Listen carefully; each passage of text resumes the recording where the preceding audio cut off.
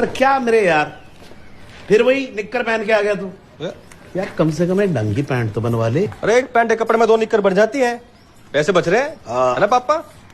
देख शुक्ला, रंडुआ वो पुरुष जिसकी पत्नी मर गई हो या फिर छोड़ के भाग गई। एक मिनट, ये कहाँ लिखा हुआ है छोड़ के भाग गई हो? नहीं, कुछ बातें है ना इसमें नहीं लिखी होती, यहाँ लिखी होती है। आंटी जी पराठे बनवा दो, हम जाए फिर यहाँ। इसके चप्पल मारूंगी, इसने मुझे दोबारा आंटी बोला तो बोल दिया हमने। आप रोज बोलते ही हो, मारते तो हो ना कभी। मार भी दूंगी मैं। और देख, रंडवे का अंग्रेजी में मतलब वो है विडोवर, वो वर जो विडो हो गया। हाँ तो विडोवर ठीक है ना। पर सच कहूँ तेरे पे है ना रंडवा बहुत सूट करता है।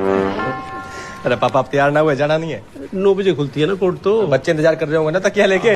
चलो शुक्ला जी, लाओ मम्मी। मैं तो कब से इंतजार कर रहा हूँ, जाऊँ। समझा दिया इसको। हाँ मैं जा रहा हूँ आंटी जी। मैं मुंह तोड़ दूंगी। रंडवा वाह।